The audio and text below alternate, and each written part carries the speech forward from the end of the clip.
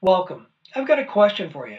How are natural CPG leaders adapting to the new retail environment? Have you ever stopped to think about how COVID is affecting all of your customers? How they're affecting the retailers? How customers shop at the retailers? Think about all the complexities of this. Well, unfortunately, a lot of the insights that you're hearing in the industry are really generic in terms of who the customer is. In other words, everyone's all lumped together or commoditized, as you've heard me say. What's unique about this podcast episode is we're going to talk about your customer. Understanding what's unique about your customer that understands the value of your product, that's going to differentiate your brand. But more importantly, how's COVID impacted the way that your customers shop and buy your products? And what other products are they buying with it? Has the pandemic made it more difficult for them to find and buy your products? There are a lot of great insights that you're going to hear in this podcast episode. Jessica and the entire Social Nature team did an amazing job of identifying actionable insights that you can use today to leverage the strength of your brand and help retailers appreciate how you're working hard to help them drive sales in their stores. As always, thank you for listening. I appreciate you for being here. I always include one easy to download, quick to digest strategy at the end of every podcast episode to help you grow and scale your brand. Today I'm going to tell you a little bit about it right now. I'm excited to let you know that I've got a brand new guide to help you grow and scale your brand. It's my trade marketing optimization checklist. Trade marketing represents about 25% of your total sales, and yet 70 to 90% of those dollars are wasted or ineffective. This free download is going to help you identify the things that you need to be focused on to maximize each and every one of your trade dollars, each and every one of your promotional dollars. I'll tell you more about it at the end of the podcast episode. Remember, this podcast is about you and it's for you. Do me a favor, help me raise the bar in natural and share it with any brand that you know that wants to grow sustainable sales. Now here's Jessica with Social Nature, and this is a live recording that we did on a free webinar that I offered just recently. At Brand Secrets and Strategies, you learn how to save valuable time and money, where you learn strategies to get your products on more store shelves and into the hands of more shoppers, empowering brands and raising the bar. Hey, everybody. Thank you for showing up. Thank you for being here. Really appreciate it. I mean, the reason we're doing this is about you and that's for you. And we're trying to provide real value to you. And of course, it's free. So do us a favor and help share this. So we'll get to that more in a minute. So what are we here for? Well, how are natural CPG leaders adapting to the new retail environment? I want to start by thanking all of the groups that are partnering with me on this webinar series, partnering with us. So Plant-Based Solutions, ECRM, Range Meat, Phil Lumpet, the Supermarket Guru, Promo Mash, Whole Foods Market, the Produce Moms, Green Circle Capital Partners, Food Business Success, Bricktown Group, Summit Sales Consultants. They're brand new. So, okay. The Big Orange, C-Suite Network, C-Suite Radio, and Force Brands. And then, of course, more importantly, you're here, Social Nature. So thanks, Jessica. And so actually, go to the next slide. So the reason I started this is when Expo West was canceled, I leaned in and I decided the best way that I can help brands and retailers is by helping you with strategies, help bring strategies to you to help you grow and scale your brand. So let us know what keeps you up at night, and let us know what are the things that the questions that you have, and let us know, and we'll try to get those in either in the podcast, the YouTube channel, or just on my website or in this webinar series. And on that note, I do have a podcast, Brand Secrets and Strategies. You'll see some of this content on there, and then some of it, of course, will also be on the YouTube channel. So go there. There's a wealth of information. So do me a favor, help us raise the bar in the industry by sharing it with other people. And then I mentioned this weekly webinar series. Well, we're going strong. This is number, I believe, 14.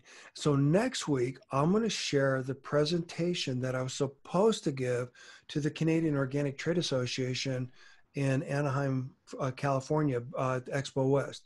So how to get your brand on store shelves and into the hands of shoppers. What's cool about that is we're talking about the Canadian and the organic shopper, Canadian and the U.S. organic shopper, and what's the differences. And there's similarities between that shopper and other shoppers as well, as you'll hear today.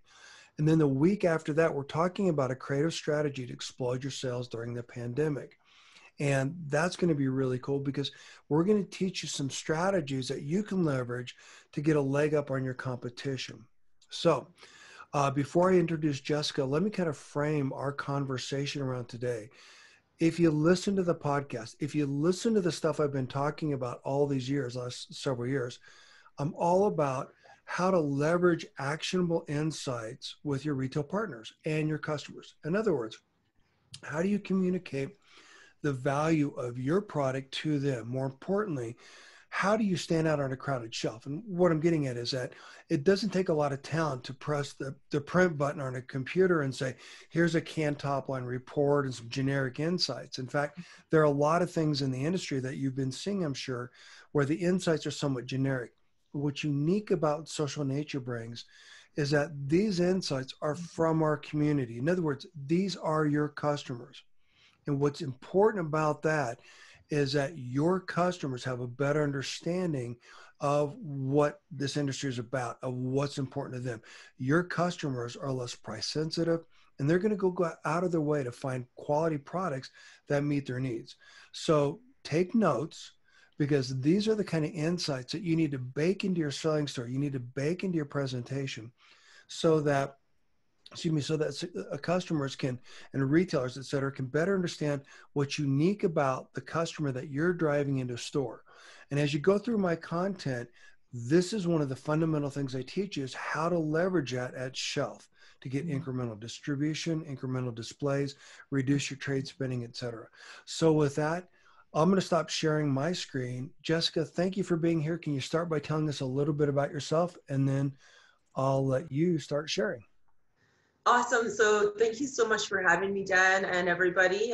Thank you for attending today. I'm Jessica Malik, and I've worked in the CPG natural industry since 2004 with a focus on helping natural brands grow through coaching on marketing strategy in the United States and Canada. So I work with early stage companies all the way through to companies 100 million plus in revenue through to acquisition.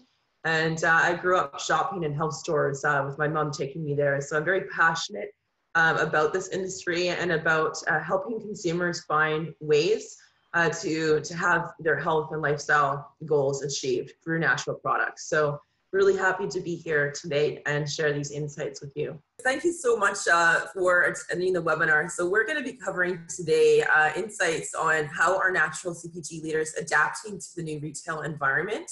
And I'm also going to be covering some consumer shopping trends and taking a look at what's driving online sales, what are the top growing categories online, and then how can you take advantage of these growth trends. And we're going to be talking about some practical tips that you can apply to your business if that's an area that you want to focus your growth on. And for those of you who aren't familiar with Social Nature, we're essentially a natural product discovery platform, and we're a trusted place for consumers to be able to come onto the platform and to discover and gain access to trying new natural products, and to have an opportunity, as Dan had mentioned earlier, to share their voice and what they want to see in the marketplace. And so brands leverage us as essentially a go-to-market solution where they can launch new products, where they can find ways to convert new customers through the data that's created on the platform and the feedback from consumers, and then also to be able to capture product reviews and to drive targeted trial at retail, online and offline. And so over the last 5 years, we've worked with over 500 natural brands in cross-channel and cross-categories in the United States and Canada to support them on building that consumer demand and retail impact. And our company was founded by Analia Krebs, and she's very passionate about natural product industry and helping brands grow. And she's been doing that for over 10 years. So to give you a sense of what are we going to cover today, we've structured this into a couple of different parts. So the first piece is that we're going to look at what are the overall levels of business confidence and what is the projected impact on revenue within this new and changing environment. We're also going to take a look at how are leaders responding with their competitive strategy to this change, and then starting to understand what shifts might be happening in marketing strategy and what shifts you may want to focus on as well.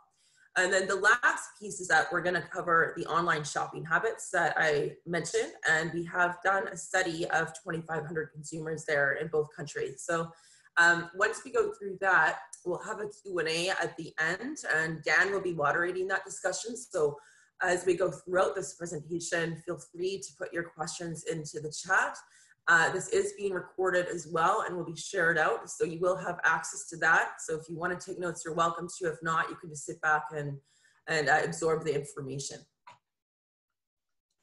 So to give you a sense of what the study was, we had 205 senior leaders from CPG manufacturers in the United States and Canada participate in our study. And we're very grateful for that and people's valuable time, because without that, we would not be able to surface these insights and have this conversation today. And we had a strong representation between the United States and Canada, quite equal split there. And then we think about, well, what were the size of the companies that participated? It was a very broad range, from early stage companies with less than $1 million in revenue, all the way through to companies 100 million plus. And the average size was about 18 million. In terms of representation from categories, over 44 categories were represented, from companies selling in maybe one or two, as well as companies that are competing across multiple categories. And overall, people spent 22 minutes filling out the survey and sharing their voice and their strategies. And once again, I must say thank you so much to everybody.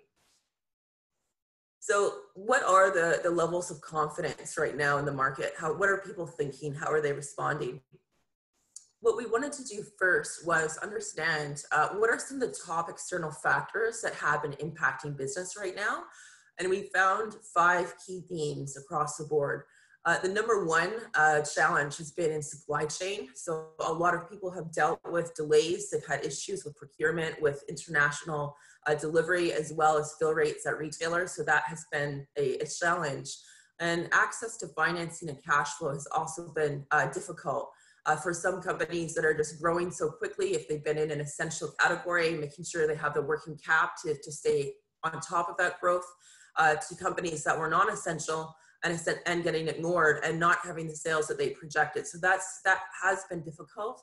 And employee retention and keeping them safe has also been a challenge, as companies want to adapt their protocol, particularly those that have been manufacturing their own products, and making sure that those protocols are quickly in place so that there is confidence that the staff will be safe and that the products will be safe.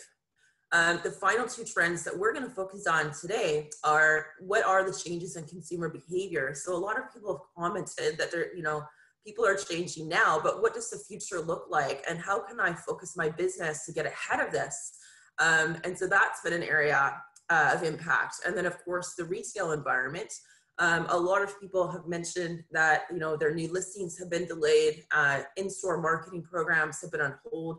There's no more in-store demos, it's a lot of change happening. And so what do I do to navigate this change?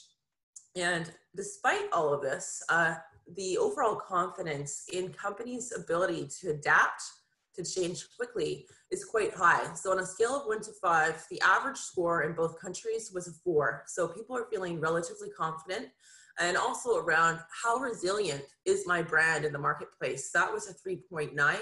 There was a little bit of a distinction between larger brands and smaller brands around that, with smaller brands being a little bit less confident. And then the area of opportunity for more confidence would be in what are people's needs right now. So wanting to better understand the consumer mindset, and we're going to be talking about ways to do that in today's presentation. So what are the projections over the next 6 months? The good news is that the outlook is mostly positive. So pretty close to 70% of companies in both countries are projecting an increase. And there's a little bit more volatility in the US market, with more companies there projecting some decreases. So how does this vary by category? Did we see any distinctions across the categories of personal care, beverage, food, and supplements? And overall, again, the outlook is positive, with 70% plus projecting that increase. So what will people's competitive strategies be? So we know that when we're in times of rapid change, we have to rethink, how do we go to market? And there's opportunities to reflect on that, and how will you show up? And sometimes people will put their foot on the gas, they'll double down and go harder. Other times people might hold, they might wait and see. And then other times people might cut back. And that really depends on sort of where you're at in your journey as a company and the culture of your company. And so what we found is that when it comes to competitive strategy, the majority of companies are going to be putting their foot on the gas, and they are going to be going after expanding their market share. And so people will be doubling down. And what makes this particularly interesting, this question, is that this was a single choice question. So it wasn't like you could rank and pick all of them. It was really, what is your strategy? So that increasing market share is the core strategy, followed by focusing on product innovation with 24% of companies, and really only 7% overall are planning to cut back and weather the storm a bit. Now, were there variations by country? We do see quite a variation, actually. We do see that Canada is much more aggressive in expanding market share right now with 65% compared to the US. And I think that part of that is related to how COVID has been impacting consumers in general. We know that in the US, there are real distinctions and differences across different states and different ways of handling that. And so I think that's part of what's causing some of this change. So having said this, what will some of the top distribution focuses be in the next 6 months? So where are people going to be focusing their time, recognizing there is volatility in the retail space? What we found is that people will continue to be focusing on brick and mortar at the national conventional level and with regional and specialty places. And that 29% are going to be also really doubling down on e-commerce on their own site.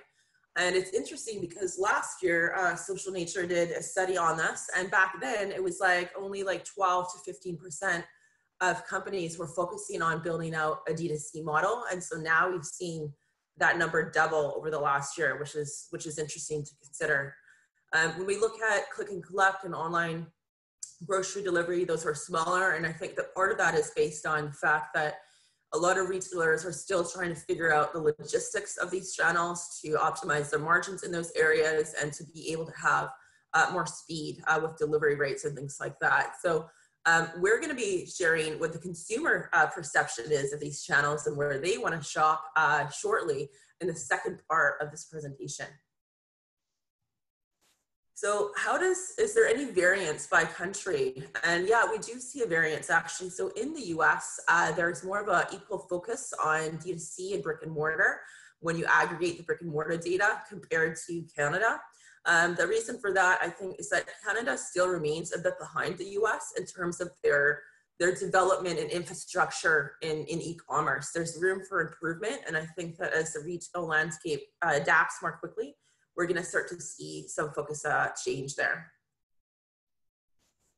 Is there any variance by company size? And yes, there is. So what we saw is that smaller companies are more focused online and larger more focused on brick and mortar. This reflects growth strategy, right? Once you get into maybe 2, 5, 10,000 stores, you probably have a lot more sales volume coming from that. And so the smaller companies are focusing online. And the reason for some of this increased focus online that I invite some of you to consider if you are an earlier stage company is that building out your brand online can be a really cost-effective way to quickly validate new product concepts. You can get a lot more data if you set up your e-commerce platform well to start to understand like what's driving the demand. And that can be an excellent way to really start to understand that and then be able to scale into brick and mortar. So that's a strategy that we've seen a lot in Social Nature, and a lot, I think we'll see more of brands starting to do that now. So what are some of the shifts in marketing strategy? Recognizing that there is some changes happening, what are people going to be doing with their marketing dollars? So what we've seen is that people will still be focusing on brick and mortar. 48% will be doing that, and how they do that is going to have to change. Why?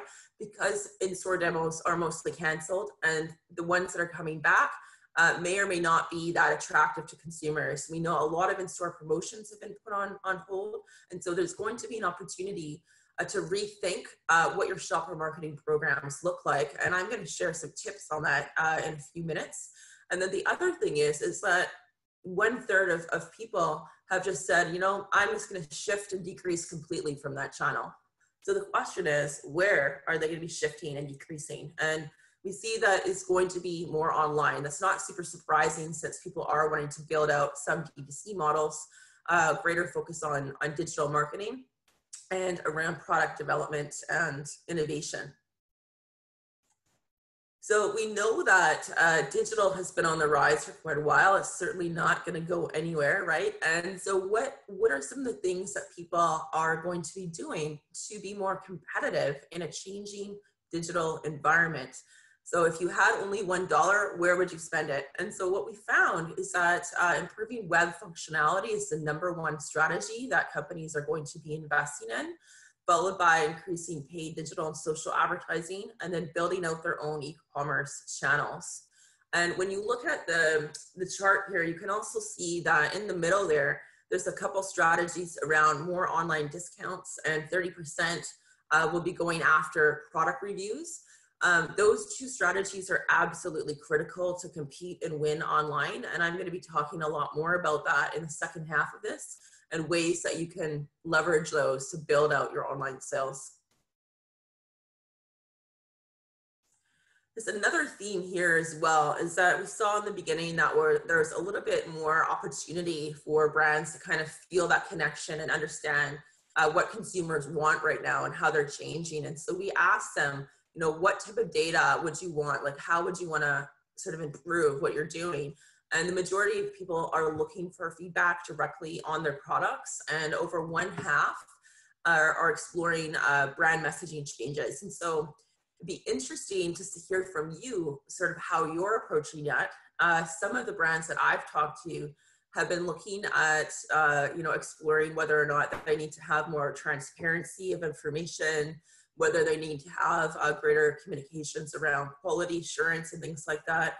So it's interesting to kind of see how that shifts. And actually in August, Social Nature will be doing another study on what do consumers want from brands in this current environment, and starting to get a feel for what types of information people are going to be looking for to have more trust in the space. So that's coming up in August, and we'll be looking forward to working together with Dan on that too.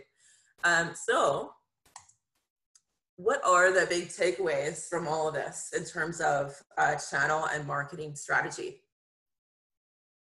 The #1 theme that I see here is this notion of convergence of shopper and brand marketing. So the old days of the linear path to purchase and the traditional shopper marketing are basically gone, right?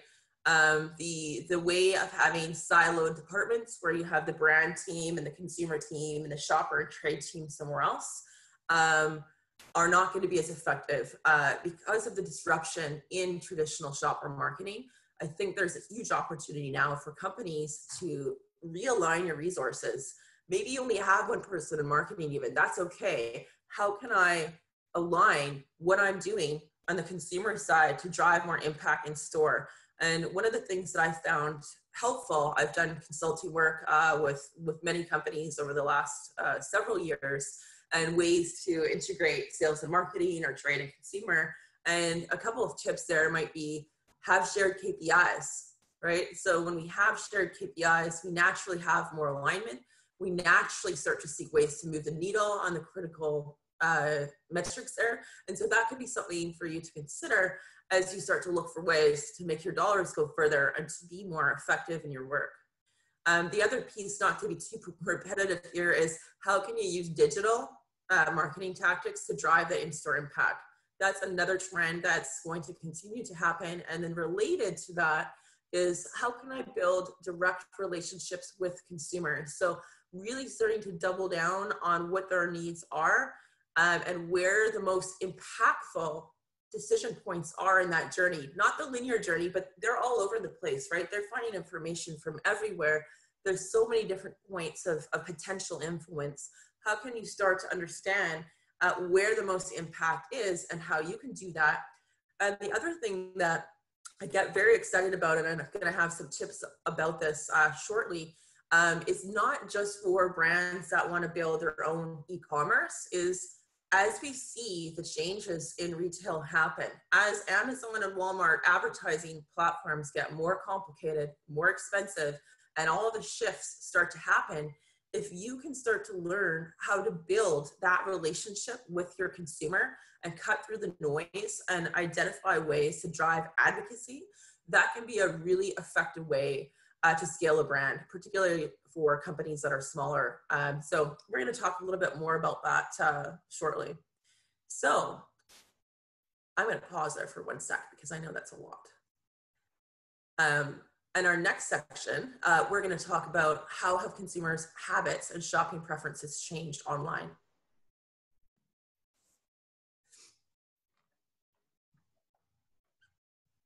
So what we wanted to do, recognizing that the online space is an area that's really important for many of you, brand manufacturers have mentioned that's an area of focus. We wanted to better understand, well, what does this look like from the consumer perspective, and where are consumers spending their time and how are they buying online, and what are some things that you can consider to be successful. So we decided to do a study in the US and Canada with 2,500 consumers, 60% US, 40% Canadian. And on average, people spent close to 7 minutes completing our survey. And we focused on the household decision makers for this project. So we wanted to better understand how they're going to be showing up and how they're going to be spending their dollars. And so what was interesting about this group is that 63% are quite new to natural. So they've only been buying natural at certain parts of the basket over the last 5 years. And so there's an opportunity to really start to build a relationship with these people. They're active across channels, so they are buying online. They are in conventional and natural and specialty. On average, they're shopping at 3.5 channels. And they have kids. 60% have children, and they're active across several different areas and actively recommending products to their friends and community. So what we saw is that 79% in the US and 71% in Canada are already buying grocery, personal care, and household items. And when we think about the top channels, Amazon Prime is the top channel in both countries, followed by Walmart. And in the US, Target is gaining traction there with 29% buying on that channel. And then in Canada, Brand Direct actually was almost the same as Walmart. And so I think it's interesting to see how these channels are starting to grow. And one of the things that can be helpful if you're new to getting set up on Amazon or Walmart is there are specialist agencies out there. There are people that know how to navigate these platforms. They can be very confusing and cumbersome. So I recommend that, before you spend a lot of time and money on this, maybe connecting with somebody that has done a lot of this before can help you to start to optimize what you're doing. We just learned the other day, actually, that with Walmart.com in the US, you have to have a minimum of 20 4-star product reviews for them to even bother listing you. So there's certain nuances there that can be useful to know in advance so that you don't lose time. So having that review strategy in place ahead of time, as an example, can be something that would be useful. So is this going to continue? Are people going to keep buying online, or was this just a COVID thing? What's actually happening? What people have said is that they are going to continue to shop online, and with our US, at least once a month, and Canada close to once a month. And then 25% and 19% of shoppers at least once a week. So the frequency is continuing, it's increasing. And so that is knowing that that frequency is there. That can be a really good opportunity to kind of build out subscription, like subscribe and save models and things like that.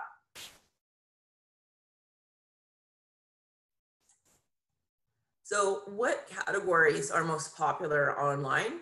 What we've seen is that people are buying, shelf-stable, heavier products online. Personal care and cleaning supplies are very much top categories.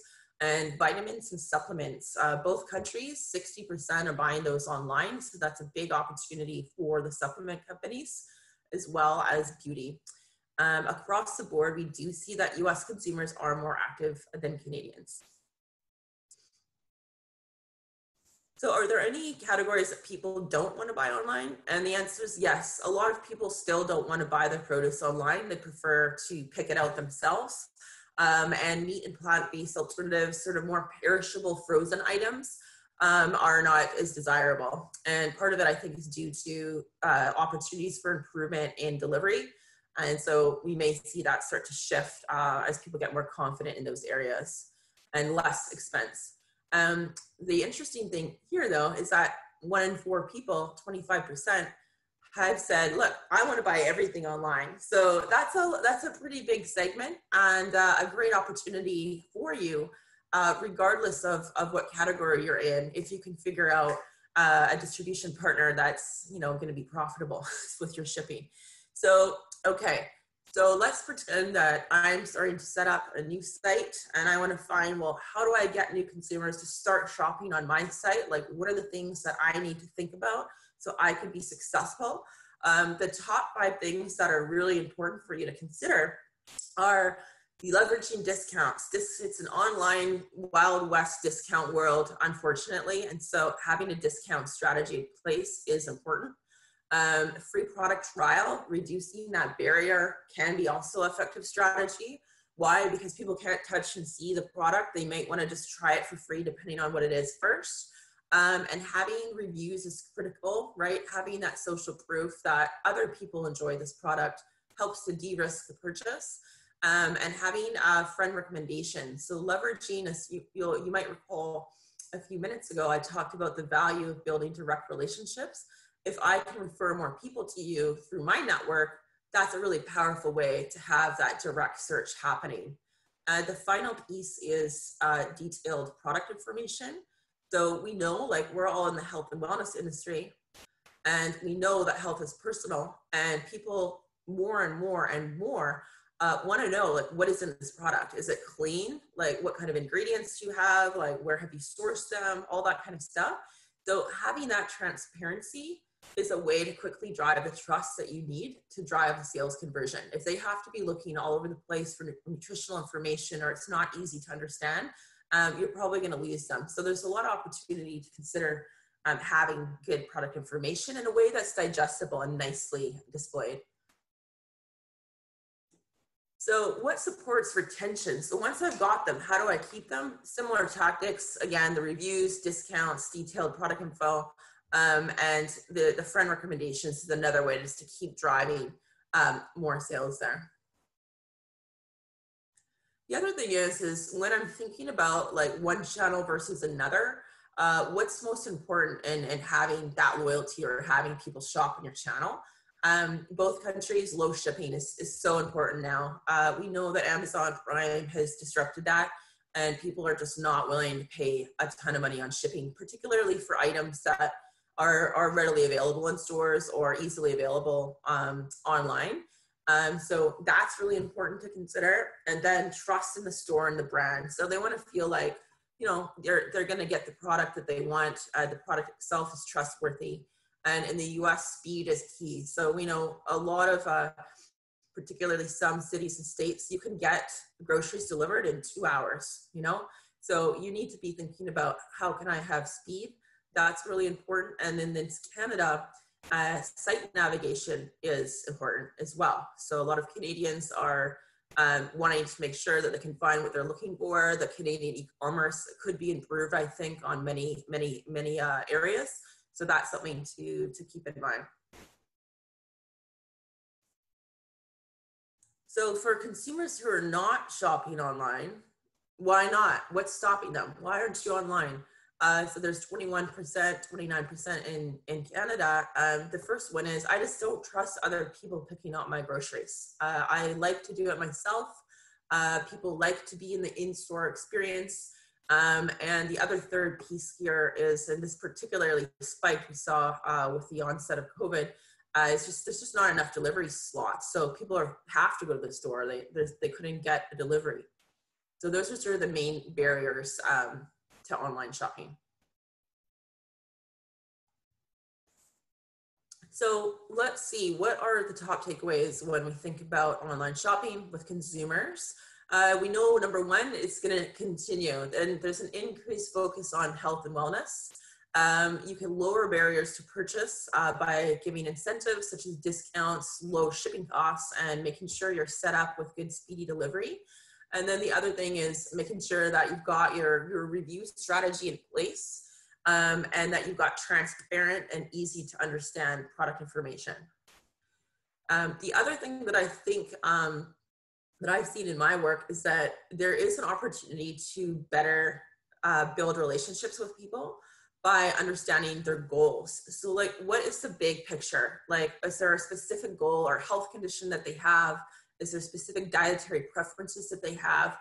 And how can I make the shopping experience more personalized to them, so that when they come onto my site, let's say I sell a lot of products or I'm a retail, I don't have to click around 10 or 15 times to figure out which product is aligning with a ketogenic diet, or where are the low sugar snacks, where are the low sodium foods. Like, so the more we can start to understand what people want in the first place, and then be able to tag our products that way, that becomes a really effective e-commerce strategy, because people are able to get what they want quickly, and you know what they want based on what their behavior is. So then you can start to retarget them and really start to build loyalty. And I wanted to show you guys, just to give you an example. So we wanted to see at Social Nature, you know, what are people's health goals right now? Like, has there been a change since last year? Last year we did 2 studies in Canada and 2 national studies in the US around this. And we found that overall, the blue bars are this year. And overall, there's an increase across the board, and increased focus on health and wellness. And the top goals are losing weight. So I've had a lot of friends say, like, the COVID-15, people have gained a bit of weight during this time. Eating healthier is another top goal. And so if you're a food brand, you know, a lot of people are starting to, or are cooking more at home. They're experimenting more with recipes, ingredients maybe they never tried before. So if you are in the food business, having a recipe content strategy, getting people involved maybe in social media contests and giveaways to show what they made with your product, giving in-use demonstrations around different ways to cook with this product. These can be cool ways to kind of touch base with people on eating healthier, and that eating healthier can be fun. It doesn't have to be boring. There's lots of fun things that you can do. The third was increasing exercise and fitness. And then we also see reducing stress. So 48% of people, like 1 in 2 people have said, I just want to reduce stress. And people want to increase their energy levels as well. 47% of people want more energy, and people want better sleep, 47%. So when we think about stress, energy, sleep, if you're a supplement brand and you sell products in this category, this could be a really good opportunity for you to quickly build a relationship with people by helping them to solve these problems, because they're trying to find ways to do it. And there's opportunities there for you to be part of that solution. And so the other piece that I would highlight here is that the biggest shifts when we talk about, okay, everybody's more focused on health and wellness, where's the biggest shift? The biggest shift is on prevention of illness. So that's not really that surprising, given that we have been in a global pandemic. And so it's interesting to consider, like, if you are in the supplement business, depending on your category, you might want to invest in content around like prevention, ways to support immunity and things like that, because those are areas of concern for people, and those are areas that people are spending money on right now. So before we head into the Q&A portion, I wanted to just kind of wrap up with 4 tips on ways to build direct relationships with consumers.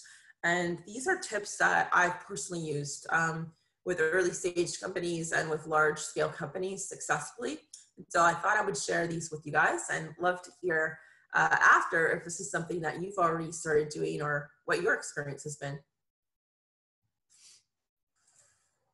And so the first one is to think about like consumer powered marketing, and what does that mean? So one of the ways to really scale a brand quickly and to have resilience and longevity is to think about your early adopters as your tribe. So if you can really start to understand and build relationships with people in the beginning and help them tell your story, make it easy for them to share on social, get them involved. Maybe they have swag and stuff like that.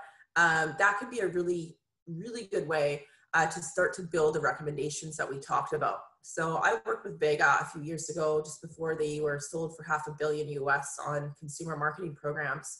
And one of the things that Vega did very well early on in their evolution was they went to the consumer right away.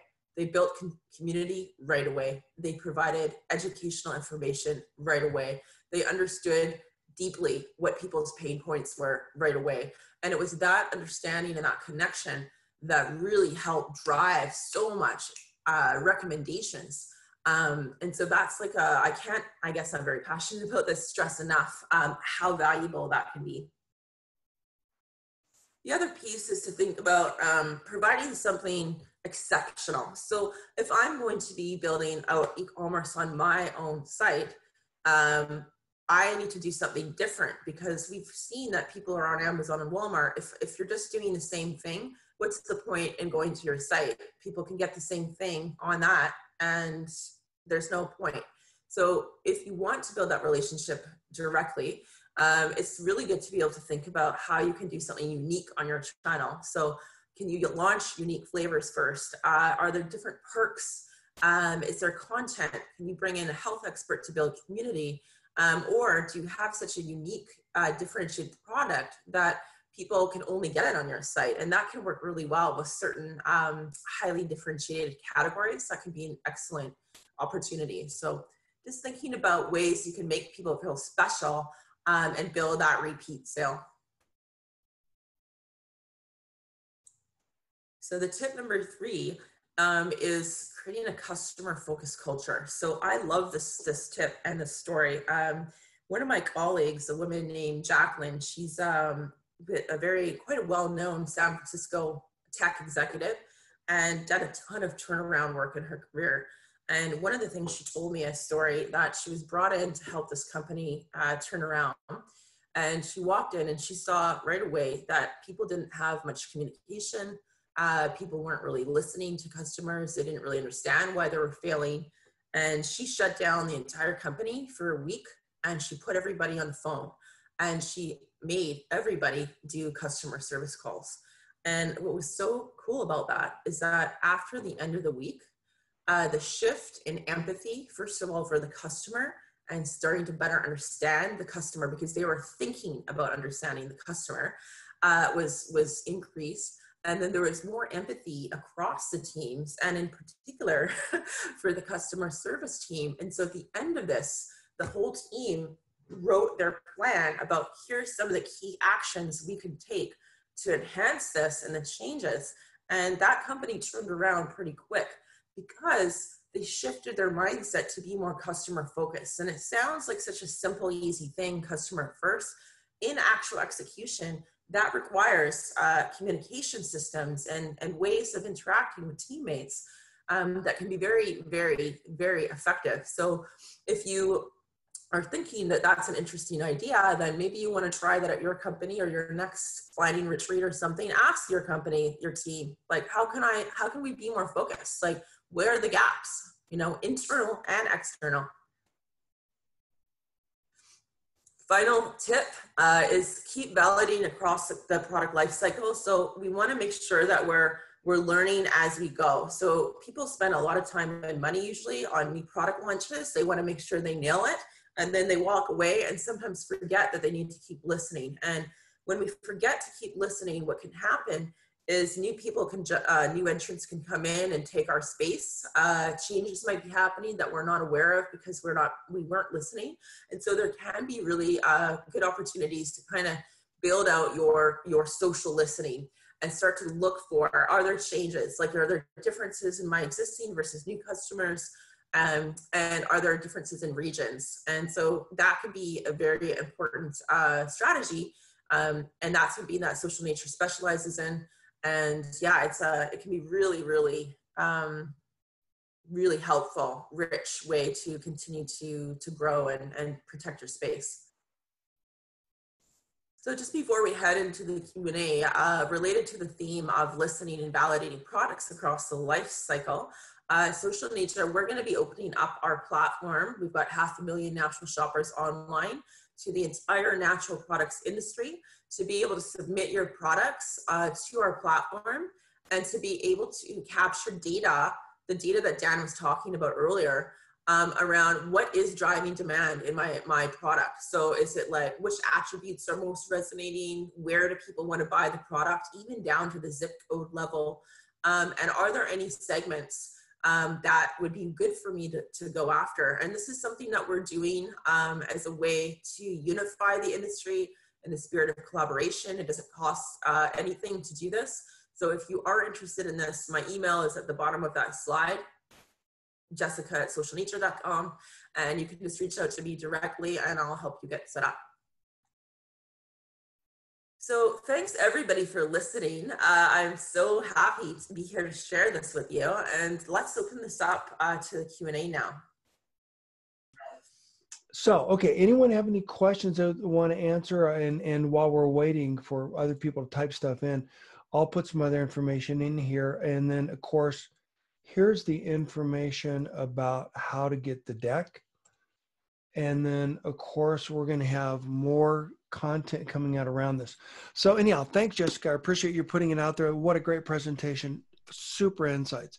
And the point that I want to drive home is that this is your community.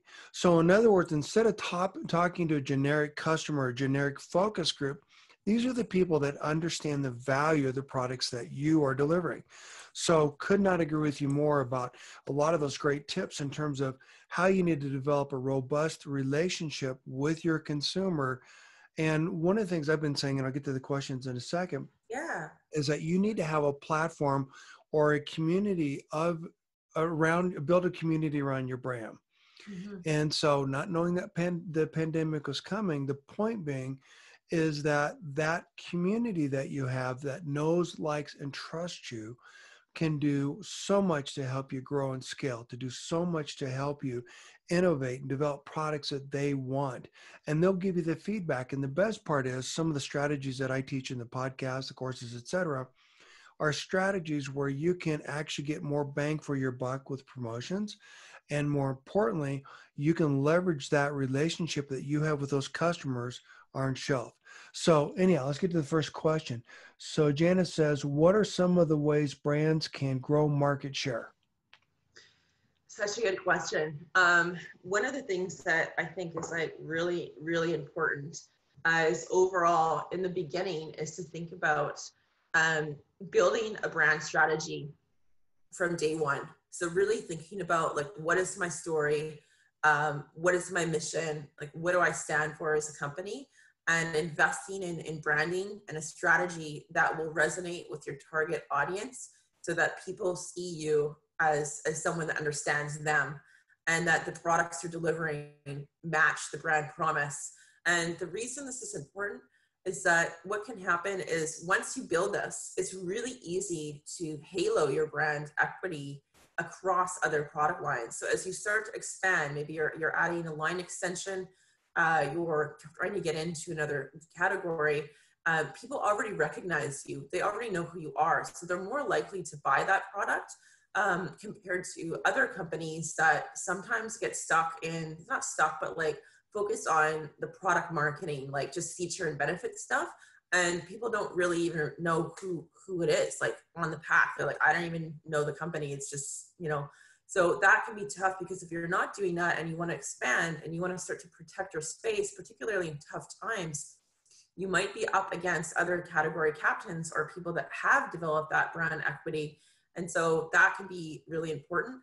The other thing from a practical kind of standpoint is kind of thinking about your assortment and starting to consider hero products. So what we did at Vega is that we knew early on that the Vega 1 was going to be the flagship product for the company.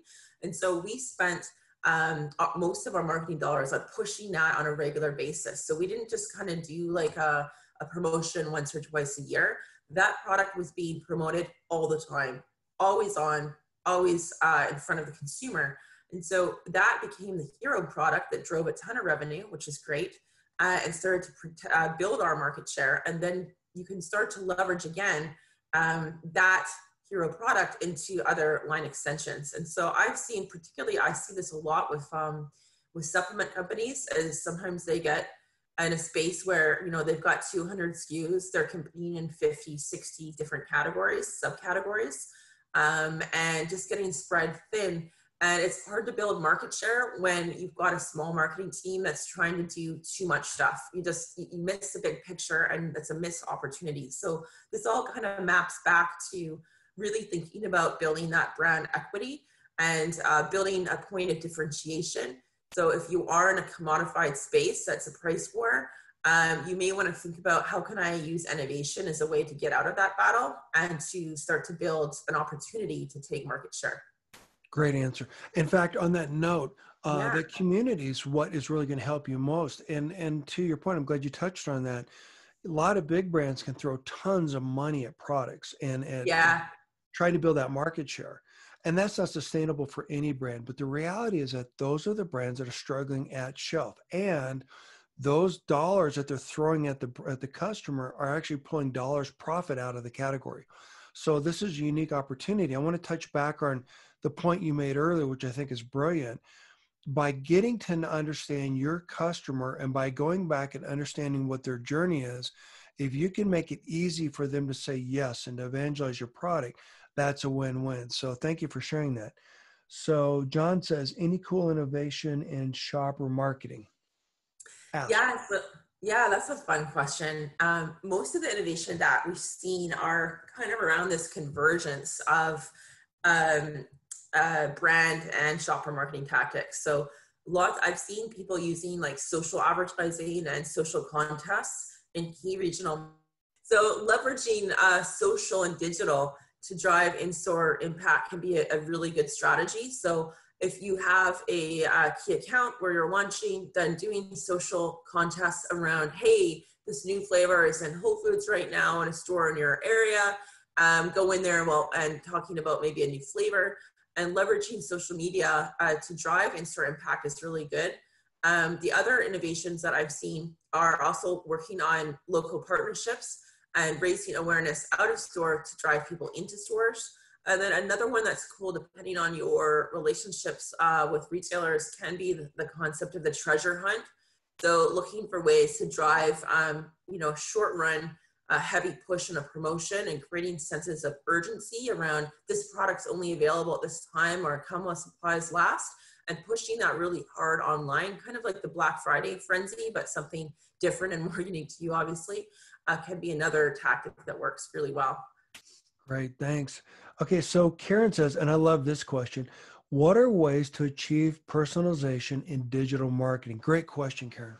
Yeah, Karen, that's such a good question. So it all comes down to data. So what I mean by that is, when we think about building digital marketing and particularly building out personalization, the way we do that is we need to tell the system what type of product this is and where to show the product in the search, or to understand what people are searching for, so people can quickly see this. So having your products tagged properly in the first place is really important. And so what I mean by that is, if you know, and we all know, that people are now much more nuanced than they ever have before. There's so many different types of dietary preferences, like keto, paleo, gluten-free. The increase in allergens is huge.